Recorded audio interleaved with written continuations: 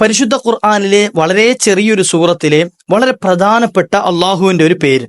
ഈ ഒരു ഇസ്മ നിശ്ചിത എണ്ണം ഒരു 40 ദിവസം തുടർച്ചയായി എന്തെങ്കിലും ഒരു കാര്യം മനസ്സിൽ ഉദ്ദേശിച്ചുകൊണ്ട് ചൊല്ലിക്കഴിഞ്ഞാൽ ആ ആവശ്യം നടന്നു കിട്ടും. ഇത് വെറുതെ പറയുകയല്ല, ഈ സാധുവായ ഞാൻ തന്നെ പറഞ്ഞുകൊടുത്ത് കാര്യം സാധിച്ച ഒരു സഹോദരൻ കഴിഞ്ഞ ദിവസം എന്നെ വിളിച്ച് അത് സന്തോഷം അറിയിച്ചപ്പോൾ നിങ്ങളുമായി ആ ഒരു ഇസ്മ പങ്കുവെക്കണമെന്ന് തോന്നിയത് കൊണ്ട് മാത്രമാണ് ഇന്നത്തെ ഈ വീഡിയോ. അള്ളാഹു സുബ്ഹാനഹു വ തആല മുഴുവനായി കേൾക്കാൻ തൗഫീക്ക് നൽകട്ടെ. നമ്മുടെ ആവശ്യങ്ങളൊക്കെ അള്ളാഹു പൂർത്തീകരിച്ച് നൽകുമാറാകട്ടെ. വീഡിയോ മുഴുവനും കേൾക്കാം, മറ്റുള്ളവരിലേക്ക് എത്തിച്ചു കൊടുക്കുക. അള്ളാഹു സ്വീകരിക്കട്ടെ. അസ്സലാമു അലൈക്കും വറഹ്മത്തുള്ളാഹി വബറകാതുഹു. അൽ-അദ്കാറിന്റെ പുതിയൊരു വീഡിയോയിലേക്ക് നിങ്ങളൊക്കെ സ്വാഗതം ചെയ്യുകയാണ്. അള്ളാഹു നമ്മയൊക്കെ സ്വീകരിക്കുമാറാകട്ടെ. നമ്മുടെ ആവശ്യങ്ങളൊക്കെ അള്ളാഹു പൂർത്തീകരിച്ച് നൽകട്ടെ. ഖൽബിൽ ഒരുപാട് ആവശ്യങ്ങളില്ലേ? എൻ്റെ ഈ ശബ്ദം ശ്രവിച്ചുകൊണ്ടിരിക്കുന്ന പ്രിയപ്പെട്ട ഉമ്മമാർ, സഹോദരന്മാർ, ഞാനത് പറയാൻ കാരണം കമന്റുകൾ നോക്കുമ്പോൾ കാണാം ഓരോരുത്തരുടെ ആവശ്യങ്ങൾ. കടമുള്ളവർ പറഞ്ഞവരുണ്ട്, അതുപോലെ തന്നെ വീടില്ലാത്തവരുണ്ട്, വിവാഹപ്രായമെത്തിയിട്ട് അനുയോജ്യരായ ഇണകളെ കിട്ടാത്തവരുണ്ട്, വിവാഹം കഴിഞ്ഞിട്ട് മക്കളില്ലാത്തവരുണ്ട്, ജോലി ശരിയാകാത്തവരുണ്ട്, അതുപോലെ തന്നെ സാമ്പത്തികമായി പ്രയാസപ്പെടുന്നവരുണ്ട്, മാനസികമായി ബുദ്ധിമുട്ടുന്ന ആളുകളുണ്ട്, ഭാര്യ ഭർത്താക്കന്മാർക്കിടയിൽ പ്രശ്നങ്ങളുള്ളവരുണ്ട്. ഇങ്ങനെ തുടങ്ങിയിട്ട് കുടുംബങ്ങൾക്കിടയിൽ, അയൽവാസികൾക്കിടയിൽ ഒട്ടനവധി പ്രയാസങ്ങളും ബുദ്ധിമുട്ടുകളും ദുരിതങ്ങളുമുള്ള ആളുകൾ പലരും ഉസ്താദേ ദുആ ഇറക്കണേ എന്ന് പറഞ്ഞിട്ട് മെസ്സേജ് അയക്കുമ്പോൾ അല്ലാഹു സുബ്ഹാനഹു വ തആല റബ്ബേ അവർക്കെല്ലാം നീ സലാമത്ത് നൽകണേ അല്ലാഹ്, നീ രക്ഷ നൽകണേ റഹ്മാനെ, പകരം ഖൈറായത് നൽകണേ അല്ലാഹ്. ആത്മാർത്ഥമായി ദുആ ഇറക്കാനല്ലാതെ മറുപടി ഒന്നും പറയാനില്ല. അല്ലാഹു എല്ലാവർക്കും ഖൈർ നൽകട്ടെ ഇൻഷാ അല്ലാഹ്. ഒരു പരിഹാര മാർഗ്ഗം ഞാൻ പറഞ്ഞു തരട്ടെ. ഒരു പരിഹാര മാർഗം, നമ്മുടെ ആവശ്യങ്ങൾ പൂർത്തീകരിച്ച് കിട്ടാനുള്ള ഒരു പരിഹാര മാർഗം. ഇത് വെറുതെ പറയുകയല്ല. കുറച്ച് ദിവസങ്ങളല്ല, 1-2 മാസങ്ങൾക്ക് മുമ്പ് തന്നെ ഒരു സഹോദരൻ എന്നെ വിളിച്ചിട്ട് ഒരു ചെറിയ ആവശ്യം പറഞ്ഞു. ആവശ്യം എന്താണെന്ന് ഞാൻ പറയുന്നില്ല, കാരണം വേറെ ആരോടും പറയരുതേ എന്ന് പറഞ്ഞതായതുകൊണ്ട് പറയണില്ല. ഒരാവശ്യം പറഞ്ഞിട്ട് ഉസ്താദ് എനിക്കിത് നടന്നേ പറ്റുകയുള്ളൂ, എങ്ങനെങ്കിലും ഇതൊന്ന് ചെയ്തു തരണം, എങ്ങനെങ്കിലും ഇതിനൊരു പരിഹാരം തരണം. അപ്പൊ ഞാൻ പറഞ്ഞു, സഹോദര, ഞാൻ അസ്മാ ചെയ്യുന്ന ആളല്ല, അല്ലെങ്കിൽ അങ്ങനത്തെ ചികിത്സകളൊന്നും ചെയ്യുന്ന ആളല്ല, അതിനെപ്പറ്റിയുള്ള അറിവൊന്നും എനിക്കില്ല. ഞാൻ ഈ ഖുർആന്റെ സൂറത്തുകളും ആയത്തുകളും അതുപോലെ ചെറിയ ഇസ്മുകളുടെ മഹത്വങ്ങളും ഫലായിലും ഒക്കെ കിതാബിൽ നിന്ന് കാണുന്നത് മറ്റുള്ളവരിലേക്ക് എത്തിച്ചു കൊടുക്കുന്നുണ്ട്. അതൊന്നും പറഞ്ഞിട്ട് ആള് വിടുന്നില്ല. എങ്ങനെങ്കിലും ഉസ്താദ് എനിക്കൊരു പരിഹാരം, ഞാൻ കുറേ സ്ഥലങ്ങളിൽ നടന്നു, അതിനു വേണ്ടിയിട്ട് എന്തായി പലയിടത്തും ഓടി നടന്നു, പക്ഷെ ഒന്നും ശരിയാവണില്ല, എനിക്ക് ഉറപ്പായും അത് ചെയ്ത് അത് റെഡിയായി കിട്ടിയേ പറ്റുള്ളൂ, അത് റെഡിയായേ നടക്കുള്ളൂ, അല്ലാതെ എനിക്കൊരു നിവൃത്തിയും നിർവാഹവും ഇല്ല എന്ന് പറഞ്ഞ് അദ്ദേഹം ഇങ്ങനെ വിതുമ്പയാണ്, കരയുകയാണ്. അപ്പൊ ഞാൻ പറഞ്ഞു, എന്ത് ചെയ്യാ, ഞാനൊരു ഇസ്മു പറഞ്ഞു തരാം, ഞാനൊരു അസ്മാഉൽ ഹുസ്നയിൽപ്പെട്ട ഒരു ഇസ്മു പറഞ്ഞുതരാം. അതിന്റെ ഫലങ്ങൾ ഇങ്ങനെയാണ് കിതാബുകളിൽ കാണുന്നത്. അപ്പോൾ നിങ്ങളത് ചൊല്ലിക്കഴിഞ്ഞാൽ, മനസ്സറിഞ്ഞ് ചൊല്ലിക്കഴിഞ്ഞാൽ അള്ളാഹു നിങ്ങൾക്ക് പരിഹാരം നൽകും. കാരണം മഹത്തുക്കൾ വെറുതെ പറയൂലല്ലോ. അദ്ദേഹം പറഞ്ഞു, ആയിക്കോട്ടെ, അത് മതി, എന്തെങ്കിലും ഒരു പരിഹാരം കിട്ടണമല്ലോ ഇൻഷാ അല്ലാഹ്. അപ്പൊ ഞാൻ അദ്ദേഹത്തിന് ആ ഇസ്മ, ഞാൻ ഈ പറയാൻ പോകുന്ന ഇസ്മ അദ്ദേഹത്തിന് പറഞ്ഞു കൊടുത്തു. എന്നിട്ട് നിശ്ചിത എണ്ണം പറഞ്ഞു കൊടുത്തു. 40 ദിവസം കൃത്യം അദ്ദേഹം പറയുകയാണ്, എന്റെ 40ാമത്തെ ദിവസം എനിക്കത് സക്സസ് ആയി കിട്ടിയെന്ന്. അൽഹംദുലില്ലാഹ്. അത് കേട്ടപ്പോൾ വലിയ സന്തോഷം തോന്നി. എന്റെ ശബ്ദം ഇപ്പൊ അദ്ദേഹം കേൾക്കുന്നുണ്ടാവും. അദ്ദേഹത്തെ എൻ്റെ അടുത്ത് പറഞ്ഞാണ്, സോ ഞാൻ നിങ്ങളുടെ എല്ലാ വീഡിയോയും കേൾക്കാറുണ്ട്, എല്ലാ വീഡിയോയും മാക്സിമം ചെയ്യാൻ പറ്റുന്നതൊക്കെ ഞാൻ ചെയ്യാറുണ്ട് എന്ന്. പക്ഷെ എനിക്ക് ഇങ്ങനെ ഒരു അനുഭവം കിട്ടുന്നത് വലിയ സന്തോഷം ലഭിച്ചതാണ്. വലിയ ഒരു എന്താ പറയാ, അത് പറഞ്ഞറിയിക്കാൻ പറ്റാത്തൊരു സന്തോഷമാണ്. കാരണം വർഷങ്ങളായി ഇതിന്റെ പിന്നിൽ നടക്കുകയാണ്. ഈ സംഗതി ഒന്ന് ക്ലിയർ ആയി കിട്ടാൻ വേണ്ടി ഇതിന്റെ പിന്നിൽ വർഷങ്ങളായി നടക്കുകയാണ്. പക്ഷെ എന്തൊക്കെ ചെയ്തിട്ടും എത്ര നോക്കിയിട്ടും അത് ശരിയാവുന്നില്ല. പക്ഷെ ഞാൻ മനസ്സറിഞ്ഞ്, ഞാൻ പറഞ്ഞത് നിങ്ങൾ ആത്മാർത്ഥമായി ദ്വാരുന്നത് കൊണ്ടാണ്. പിന്നെ വിളിച്ചത് റബ്ബിന്റെ നാമമാണല്ലോ, അള്ളാഹുവിന്റെ പേരല്ലേ വിളിച്ചത്. റബ്ബിന്റെ പേര് വിളിച്ചാൽ അള്ളാഹു പാഴാക്കി കളയോ? ഇല്ല.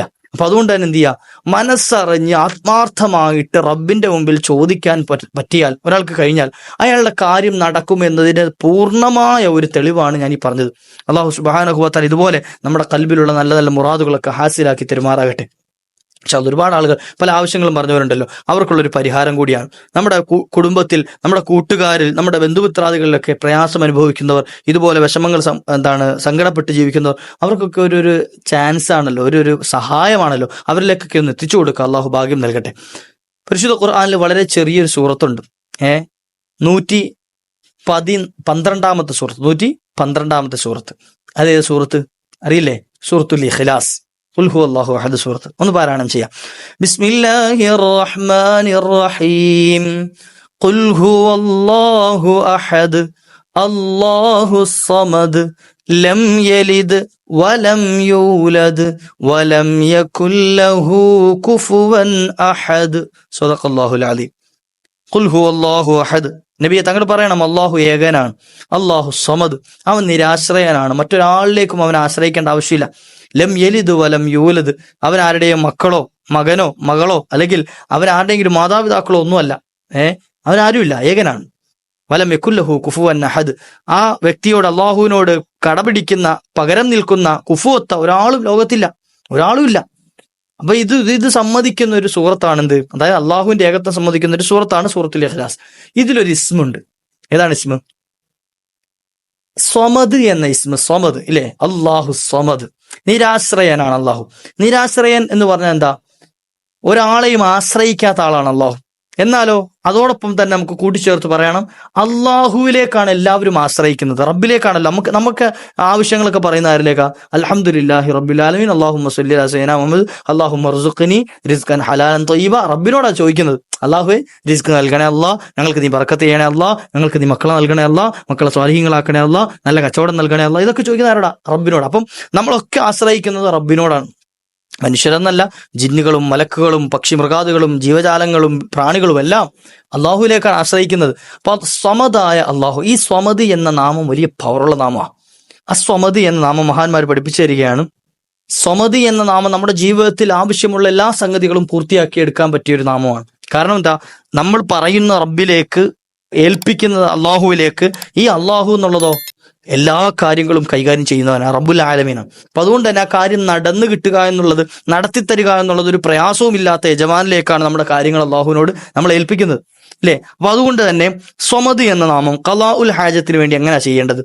134 തവണ, 134 മറത്ത് തവണ യാ സ്വമദു എന്ന നാമം എല്ലാ ദിവസവും മുടങ്ങാതെ ലിമുദ്ദത്തി 40 യൗമൻ, 40 ദിവസം മുടങ്ങാതെ 134 തവണ വീതം യാ സ്വമദ് എന്ന നാമം ഒരാൾ ഉരുവിട്ടു. എപ്പോഴെങ്കിലും ഏതെങ്കിലും ഒരു സമയത്ത്, അതായത് മഗ്‌രിബിന് ശേഷമോ ഇശാഇന് ശേഷമോ സുബഹിക്ക് ശേഷമോ എപ്പോഴാണ് നിങ്ങൾക്ക് സമയം കിട്ടുന്നത്, ആ ഒരു സമയത്ത് 134 തവണ യാ സ്വമദ് എന്ന ഇസ്മ ചൊല്ലിയിട്ട് റബ്ബിന്റെ മുമ്പിൽ നമ്മളുടെ ആവശ്യം പറഞ്ഞു കഴിഞ്ഞാൽ ഈ ദിവസങ്ങൾ പൂർത്തിയാകുന്നതിന് മുമ്പ് നമ്മളുടെ ആവശ്യം പൂർത്തീകരിച്ചു കിട്ടും, നമ്മുടെ ആവശ്യം നിറവേറ്റി കിട്ടും. ഇത് എന്റെ വകയായിട്ട് പറയല്ല, മഹത്തുക്കൾ അവരുടെ ഗ്രന്ഥങ്ങളിൽ കൃത്യമായി രേഖപ്പെടുത്തി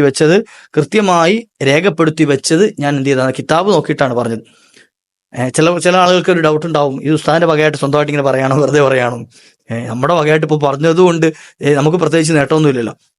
അള്ളാഹുവിന്റെ അസ്മാഉൽ ഹുസ്ന, വലില്ലാഹിൽ അസ്മാഉൽ ഹുസ്ന ഫദ്ഉഹു ബിഹ. അള്ളാഹു അസ്മാഉൽ ഹുസ്ന നൽകിയത് തന്നെ റബ്ബിനോട് ദുആരക്കാൻ വേണ്ടിയിട്ടാണ്, നമ്മുടെ കാര്യങ്ങൾ ചോദിക്കാൻ വേണ്ടിയിട്ടാണ്. നിശ്ചിത ഓരോ ഇസ്മുകൾക്കും ഓരോ പ്രത്യേകതകൾ മുത്തുനബി തങ്ങളുടെ വാക്കുകളിൽ നിന്നും പ്രവർത്തനങ്ങളിൽ നിന്നും മനസ്സിലാക്കിയത് മഹത്തുക്കളുടെ ജീവിതത്തിലൂടെ അവർ പകർന്നെടുത്ത് നമുക്ക് പറഞ്ഞു തരികയാണ്.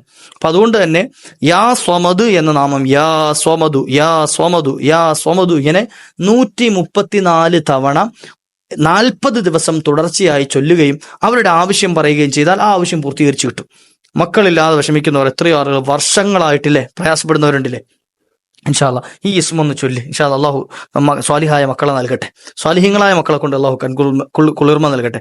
വിവാഹം ആലോചിച്ചിട്ട് നടക്കാത്ത എത്രയോ ആളുകളുണ്ട്, അല്ലെ? അനുയോജ്യരായ ഇണകളെ കിട്ടാതെ വിഷമിക്കുന്ന ആളുകൾ, അവർക്ക് ഒരു പരിഹാര മാർഗമല്ലേ ഇത്? വർഷങ്ങളായി ജോലി അന്വേഷിച്ചിട്ട് നല്ലൊരു ജോലി കിട്ടാത്ത എത്ര ആളുകളുണ്ട്, അവർക്കൊരു 40 ദിവസം ഒന്ന് മെനക്കെട്ടൂടെ? ഇൻഷാ അല്ലാഹ് അള്ളാഹു തൗഫീഖ് നൽകട്ടെ. അതുപോലെ ചില ആളുകൾ വസ്തു വിൽക്കാൻ നടക്കുന്ന ആൾ, വീടും വസ്തുവും വിൽറ്റു പോകണമെന്ന് ആഗ്രഹിച്ചു, പക്ഷേ കാര്യം കൃത്യമായ പൈസ കിട്ടാതെ, വിൽക്കാൻ പറ്റാതെ വിഷമിച്ച് നടക്കുന്ന ആളുകളുണ്ട്, അല്ലെ? വീട് പണി തുടങ്ങിയിട്ട് അത് പൂർത്തിയായി കിട്ടാത്ത ആളുകളില്ലേ? ഇനി പറഞ്ഞതെന്ന് വെച്ചാൽ നമ്മുടെ ജീവിതത്തിൽ സ്ഥിരമായി ഇനി വർഷങ്ങളായി കടം കൊണ്ട് മുടിഞ്ഞു കിടക്കുന്ന ആളുകളില്ലേ? അതൊന്ന് പരിഹരിച്ച് കിട്ടണം, എന്തെങ്കിലും ഒരു മാർഗം തുറന്നു കിട്ടണം എന്ന് ആഗ്രഹിക്കുന്ന ആളുകൾ.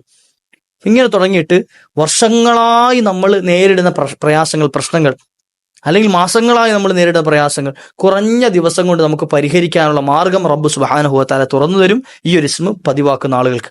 എന്തേ കാരണം? അപ്പൊ ചില ആളുകൾ ചോദിക്കും, ഇത് ചൊല്ലിയിട്ട് വെറുതെ വീട്ടിൽ കുത്തിയിരുന്നാൽ മതിയൊന്നും, ഇല്ലേ?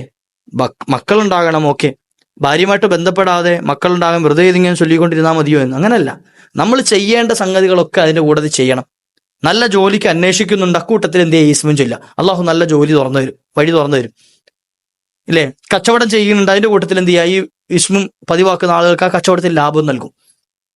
വീട് വിൽക്കണം എന്ന് ആഗ്രഹിച്ചു, ഓക്കെ, അതിനുള്ള ആളുകളെ കണ്ടു, ബ്രോക്കർമാരെ കണ്ടു, അതിനുള്ള എന്ത് ചെയ്യണം, അന്വേഷണങ്ങൾ നടത്തുന്നുണ്ട്, അക്കൂട്ടത്തിൽ എന്ത് ചെയ്യുക, ഇസ്മും ചൊല്ലി അത് വിൽക്കാനുള്ള വഴി അള്ളാഹു തുറന്നു തരും.